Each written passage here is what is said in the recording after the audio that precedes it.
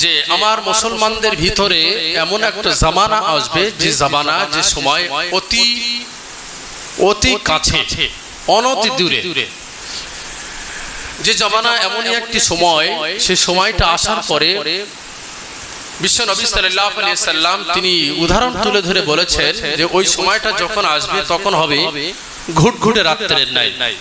ঘুটঘুটে অন্ধকার রাত্রে যেমন একটা মানুষ বাড়ি আসার দিক থেকে সঠিক পথ পায় না, ঠিক তদ্রূপ এত ফিতনা দেখা দেবে যে সিরাতাল মুস্তাকিম, সঠিক পথ যে কোনটা সেটা সে নিজে বুঝতে পারবে না। এরকম একটি সময় তোমাদের মাঝে আসবে। বিশ্ব নবী সাল্লাল্লাহু আলাইহি সাল্লাম অন্য একটা হাদিস শরীফে বলেছেন, বাদিরু বিল আমাল, ওই ফিতনা আসার পূর্বেই তোমরা তোমাদের আমলটা পরিপূর্ণ করে নাও, তোমাদের আমল পরিপূর্ণ করার দিকে তোমরা অগ্রসর হও। সুতরাং এই ফিতনার জামানা কতটা বর্তমানে এসেছে সেটা একটু উপলব্ধি করলে বুঝতে পারবেন।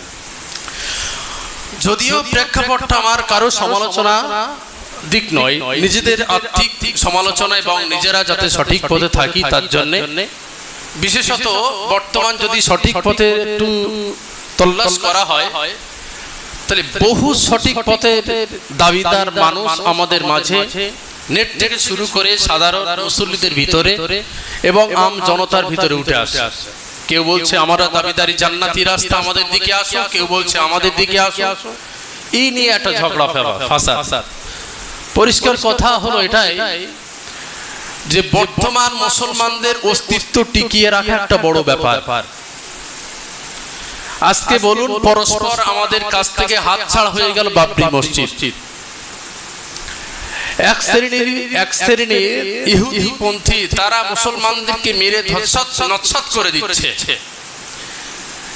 সে সমস্ত জায়গায় ভ্রুক্ষেপ নেই, অথচ আমাদের দলকে আমরা ভেড়ানোর জন্য এক শ্রেণীর আলেম ওলামা থেকে শুরু করে সাধারণ মানুষ তারা এ নিয়ে একটা বিশাল তর্কের ভিতরে লিপ্ত। বর্তমানে আমরা এই তর্কটা যদি করতে পারি যে ঠিক আছে, তুমি যেভাবে নামাজ পড়া কালাম পড়ছো, তোমার নামাজটা সঠিক কি বেঠিক ওটা তোমরা পরে যাও। আমাদের ভিতরে এই ঘরে, এই মহল্লার ভিতরে দেখা যাচ্ছে 100 জন ঘর আছে, 100 জন মানুষ। এই 100 জনের মানুষের ভিতরে ইমাম সাহেব কটা মুসল্লি নিয়ে আসছে, মুয়াজ্জিন সাহেব কটা মুসল্লি আনছে, কমিটি বৃন্দ কটা মুসল্লি আনছে, এবং আমাদের মুসল্লিগণ যারা আছে তাদের সন্তানদেরকে কজনকে নামাজ পড়ার জন্য তাকিদ দিয়ে মসজিদ পূর্ণ করছে। এই প্রতিযোগিতাটা আমরা না করে যারা নামাজ পড়ে তাদের মধ্যে বিভ্রান্ত সৃষ্টি করার জন্য এক শ্রেণীর আলেম ওলামা তারা ওতপ্রোতভাবে লেগেছে। আপনারা হয়তো শুনলে বুঝতে পারবেন এই ওতপ্রোতভাবে লেগাটা এখন বর্তমান অন্তত 100% জায়গায় 80% মানুষের হাতে মোবাইল, আর 80% মানুষ তাদের হাতে অ্যান্ড্রয়েড সেট থাকার কারণে তারা প্রতিনিয়তই সবার সময়, খাওয়ার সময় কিংবা দিনে 5 বার হলো 7 বার হলো তারা মোবাইল দেখে। মোবাইল খুললে কি ব্যাপার, কেউ বলছে যে না তারাবির নামাজ 8 রাকাত না 20 রাকাত, কেউ বলছে যে না বুকি হাত বাঁধতে হবে না নিচে হাত বাঁধতে হবে, কেউ বলছে না বুকি হাত, কেউ বলছে এই নামাজের শেষে দোয়া করা যাবে কি যাবে না।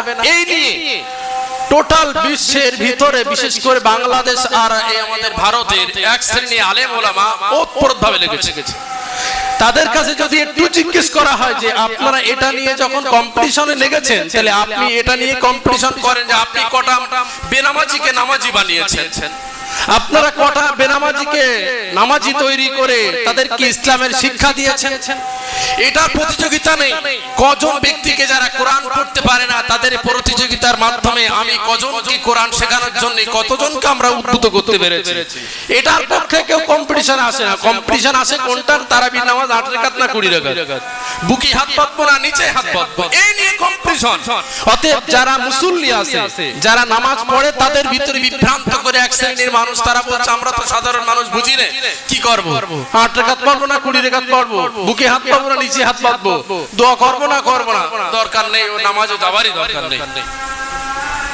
তো নামাজ পড়ার দরকার নেই। যারা নামাজ পড়ে তাদের ভিতরে বিভ্রান্ত সৃষ্টি করে অনলাইনে এবং নেটওয়ার্কের যুগে অন্তত 80% মানুষ তারা মোবাইল অ্যান্ড্রয়েড সেট করে ব্যবহার করে, তারা ওইগুলো দেখে মানুষের মাঝে বিভ্রান্ত সৃষ্টি হচ্ছে।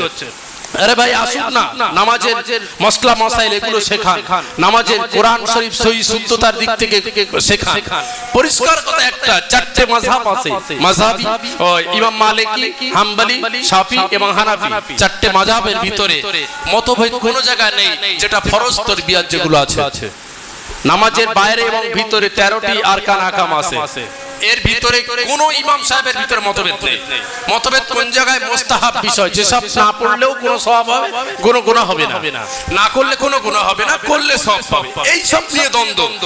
তাহলে বলুন যেটা কম্পালসারি সেটা নিয়ে যদি কেউ মতভেদ না করে ওলামাগণ, তা আমরা সাধারণ আলেম ওলামা এটাকে নিয়ে মানুষের মাঝে বিভ্রান্ত সৃষ্টি করে কেন আমরা আমাদের ভিতরে ফাসাদ সৃষ্টি করছি?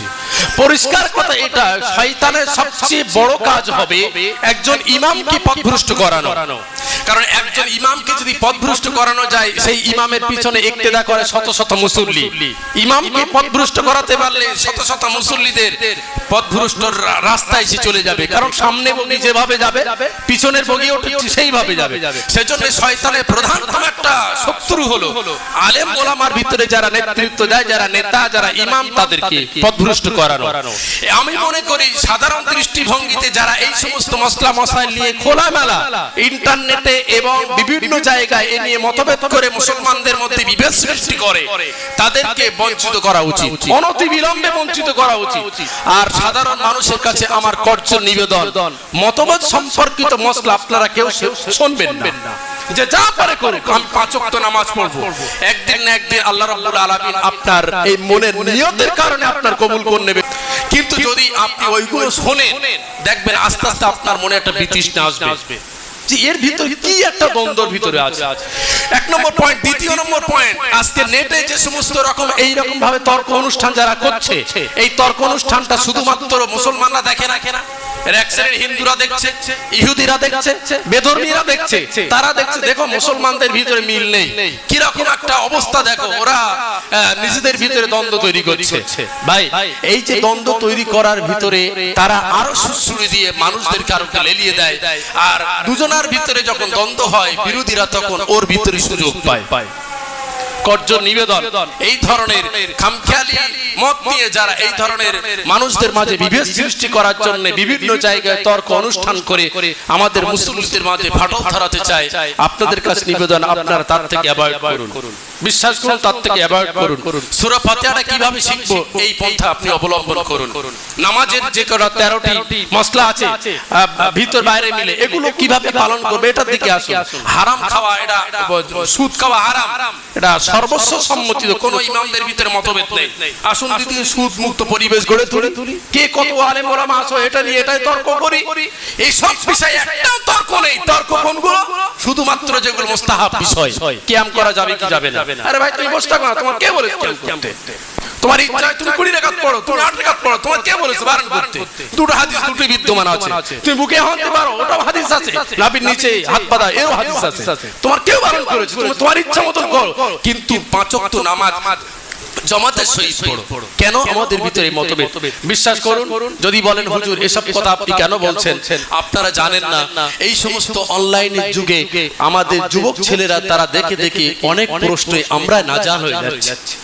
আমাদের মতন সাধারণ ইমাম সাহেব যারা আছে আমাদের নাজাল হচ্ছে, হুজুর অমুক এই বলেছে তার হাদিস দেখাচ্ছে, অমুক এই বলেছে তার হাদিস দেখাচ্ছে, এই হাদিস দেখি তাদের মতন ব্যাখ্যা করে।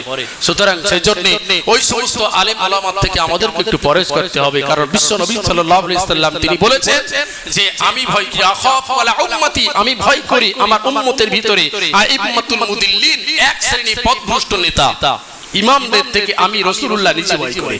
সুতরাং যে নবী এক শ্রেণীর পথভ্রষ্ট আলেমদের থেকে রাসূলুল্লাহ নিজে যখন পরহেজ করার কথা, তিনি যখন নিজে ভয় পেয়েছেন, তাহলে আমরা তো তার উম্মত, আমাদেরকেও তার থেকে পরহেজ করার কথা ভাবতে হবে। এই আমি সংক্ষিপ্ত বক্তব্য আমি ইতি টানছি। বিশ্বাস করুন সর্বশেষে আপনাদের কাছে নিবেদন, নামাজের ভিতরে যে সমস্ত ফরজ তরবিয়াত আছে, ওয়াজিব তরবিয়াত আছে, এইগুলো নিয়ে কোনো মতভেদ নেই। মতভেদ যেগুলো আছে সেগুলো সর্বস্ব মুস্তাহাব এবং সুন্নাত অন্যান্য পর্যায়ে। সেজন্য আমরা একে অপরের সঙ্গে দ্বন্দ্ব না করে একে কাঁধে কাঁধ মিলিয়ে সুন্দরভাবে জামাতটা এবং মসজিদের খোরাকটা পূর্ণাঙ্গ রূপে যোগায়। আল্লাহ রাব্বুল আলামিন আমাদেরকে এহনো পর্যায় থেকে হেফাজত করে সঠিক সুন্নাত তরিকা থাকার জন্য তৌফিক দান করেন। আমরা সকলে বলি আল্লাহুম্মা আমিন। ওয়া মা তৌফিকি ইল্লা বিল্লাহ।